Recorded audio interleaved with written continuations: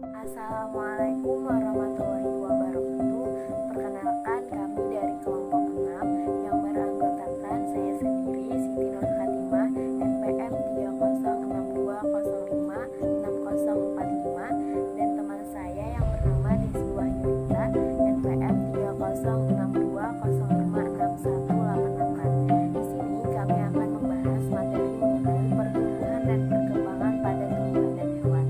Untuk penyampaian materi pertama akan disampaikan oleh teman saya yaitu Desi Wahyunita. Menjelaskan tentang pengertian pertumbuhan dan perkembangan. Apa sih yang dimaksud dengan pertumbuhan? Pengertian pertumbuhan adalah proses pertambahan volume dan jumlah sel, sehingga ukuran tubuh makhluk hidup tersebut bertambah besar. Pertumbuhan ini bersifat irreversibel dan dapat diukur. Sedangkan pengertian perkembangan adalah proses pertumbuhan menuju kedewasaan melalui proses pertumbuhan dan diferensiasi. Perkembangan tidak dapat diukur. Pertumbuhan dan perkembangan pada tumbuhan. Pertumbuhan berupa penambahan panjang batang dan akar disebut pertumbuhan primer, sedangkan pertumbuhan diameter batang disebut pertumbuhan sekunder. Pada tumbuhan, pertumbuhan dipengaruhi oleh faktor luar dan faktor dalam. Perkecambahan pada tumbuhan. Perkecambahan adalah keluarnya radikula menembus kulit biji. Proses perkecambahan atau germinas dipengaruhi oleh faktor lingkungan dan keadaan biji. Faktor lingkungan yaitu ketersediaan air yang cukup, suhu yang sesuai, dan ketersediaan oksigen. Keadaan biji juga mempengaruhi perkecambahan. Biji yang sudah tua dan masak akan dapat berkecambah dengan baik. Pertumbuhan sekunder. 1. Pertumbuhan ini terjadi pada tumbuhan Dicotyloden dan Gymnospermae. 2. Pertumbuhan sekunder disebabkan oleh kegiatan meristem sekunder yang meliputi Cambius gabus atau velogen, Cambius fascis atau fascikuler, Cambium interfascis atau interfascikuler. Dan faktor-faktor yang mempengaruhi pertumbuhan dan perkembangan ada dua, yaitu faktor luar dan faktor dalam. Faktor luar sendiri terdiri dari makanan, air, oksigen, cahaya, suhu, dan kelembapan. Pertama, makanan. Makanan merupakan bahan baku dan sumber energi dalam proses metabolisme tubuh. Zat gizi yang diperlukan manusia dan hewan adalah karbohidrat, protein, lemak, vitamin, dan mineral. Sedangkan bagi tumbuhan adalah air dan zat hara yang terlarut dalam tanah. Kedua, suhu. Makhluk hidup membutuhkan suhu yang sesuai untuk menunjang pertumbuhan dan perkembangannya. Suhu ini disebut suhu optimum. Suhu yang normal adalah 30 derajat Celcius dan semua makhluk hidup dapat tumbuh dan berkembang di dalamnya. Ketiga, cahaya. Cahaya adalah sangat diperlukan tumbuhan untuk proses fotosintesis. Keempat, air dan kelembapan merupakan faktor penting untuk pertumbuhan dan perkembangan. Air sangat dibutuhkan oleh makhluk hidup. Air merupakan tempat berlangsungnya reaksi-reaksi kimia di dalam tubuh. Dan yang terakhir adalah tanah. Bagi tumbuhan, tanah berpengaruh terhadap pertumbuhan dan perkembangannya. Tumbuhan akan berkembang dengan optimal bila kondisi tempat hidupnya sesuai dengan kebutuhan zat hara yang diperlukannya. Dan faktor yang kedua adalah faktor dalam, yaitu gen dan hormon.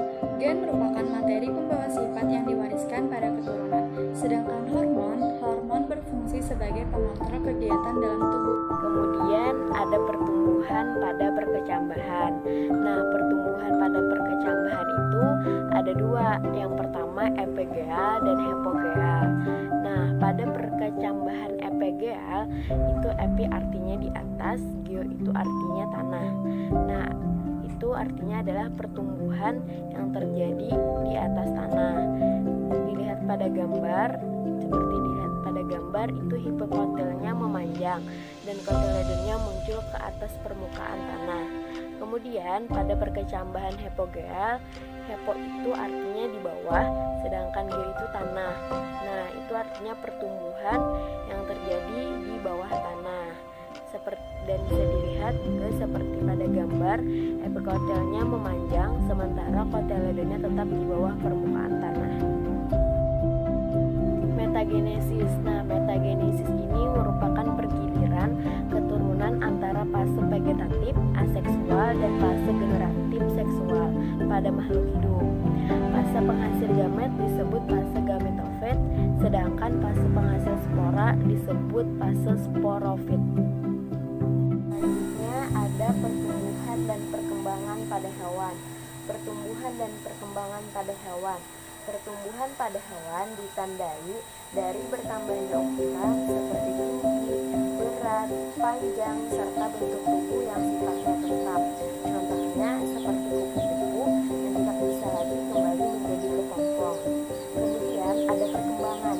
Perkembangan itu adalah proses perubahan bentuk organ-organ yang mengarah pada kedewasaan. Contohnya pematangan sel-sel tubuh sehingga dapat bereproduksi. Fase embrionik merupakan fase yang dimulai dari terbentuknya zigot sampai berkembang menjadi embrio. Nah, pada tahap ini zigot yang terbentuk dari proses fertilasi antara sperma dan sel telur mengalami pertambahan jumlah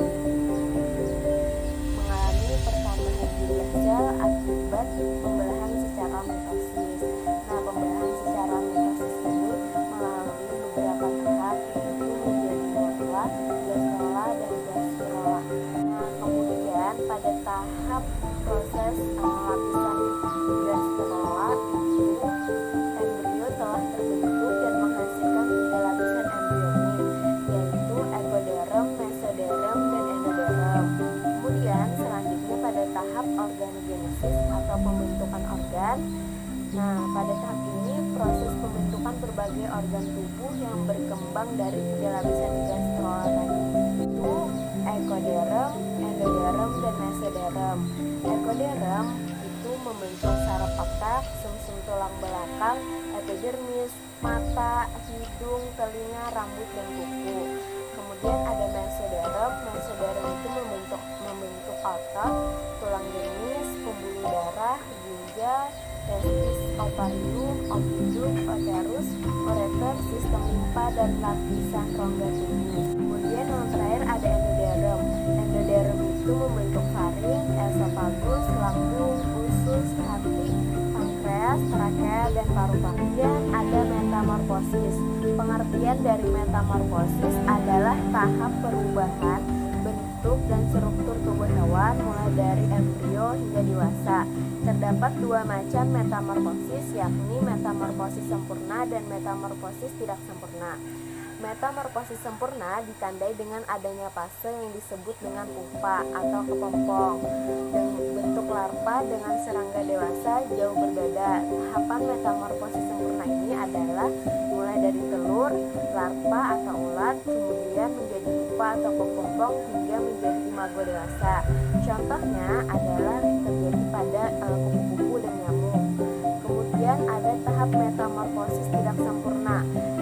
Tahap metamorfosis tidak sempurna ini bentuk serangga yang baru menetas atau pupa tidak jauh berbeda dengan bentuk serangga dewasa atau imago. Tahap dalam metamorfosis tidak sempurna ini adalah telur, kemudian pupa, hewan muda atau yang belum lengkap, yang organismenya belum lengkap, kemudian menjadi imago atau hewan dewasa atau yang organ tubuhnya menjadi lengkap. Itu terdapat pada hewan kecoa, belalang, dan